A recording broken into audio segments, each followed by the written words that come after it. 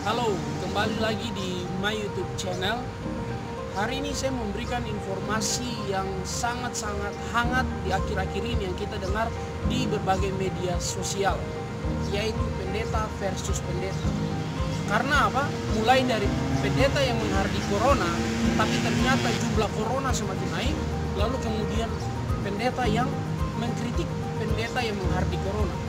Lalu kemudian bermunculan juga pendeta-pendeta lain yang membantu pendeta yang menghardi corona, sekaligus yang membantu pendeta yang mengkritik pendeta yang menghardi corona. Lalu bagaimana dengan orang percaya? Bagaimana posisi mereka? Apa yang harus mereka lakukan? Stay tune, saya akan memberikan penjelasan untuk Anda.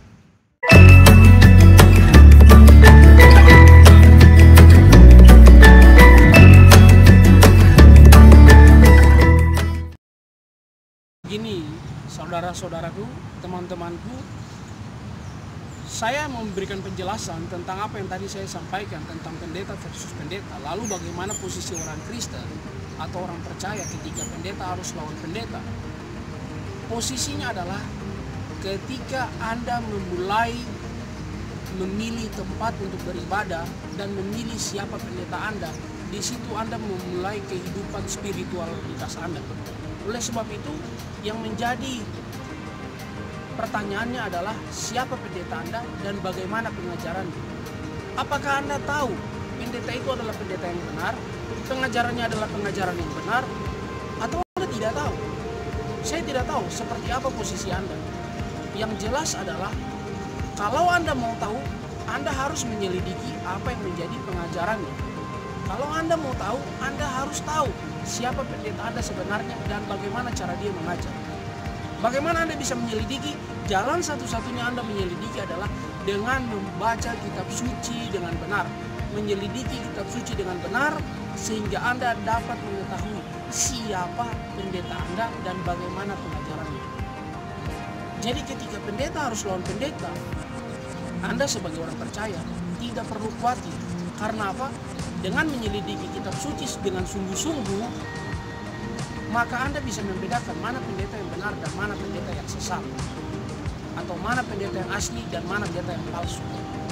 Tenang, Anda ketika membaca itu berbeda dengan menyelidiki kitab suci. Jadi kalau Anda mau belajar tentang kitab suci, tidak hanya sekedar membaca, harus menyelidiki supaya Anda bisa mengetahui kebenaran yang sesungguhnya. Jadi akhir-akhir ini kita melihat pendeta harus lawan pendeta masalah menghardi corona, yang satu mengkritik yang menghardi corona. Itu tidak menjadi masalah bagi kita. Yang menjadi masalah adalah kita mengerti tentang kebenaran firman Tuhan atau tidak. Sebab apa? Urusan tentang keselamatan, pendeta punya urusan sendiri, jemaat punya urusan sendiri. Jemaat yang sudah mendengarkan kebenaran firman Tuhan, dia harus pulang dan menyelidiki kebenaran firman Tuhan itu. Apakah itu benar atau tidak?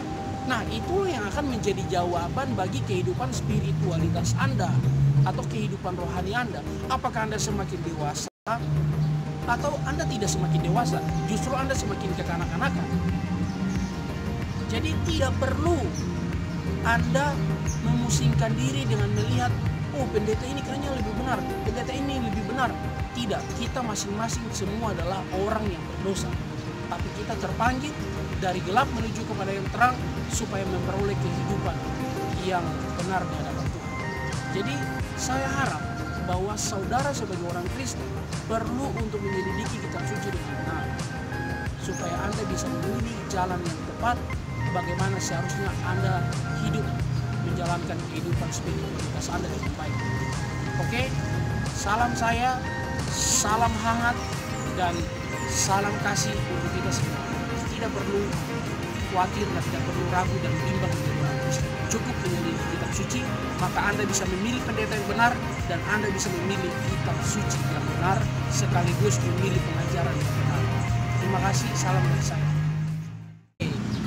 Saatnya Anda like video ini jika video ini bermanfaat untuk Anda, dan Anda komen jika ada sesuatu yang ingin Anda tanyakan kepada saya, dan jangan lupa klik tulisan warna merah di bawah video ini, subscribe video ini supaya ketika saya mengupload video-video yang terbaru, Anda adalah orang pertama yang akan menikmatinya. Terima kasih, see you guys.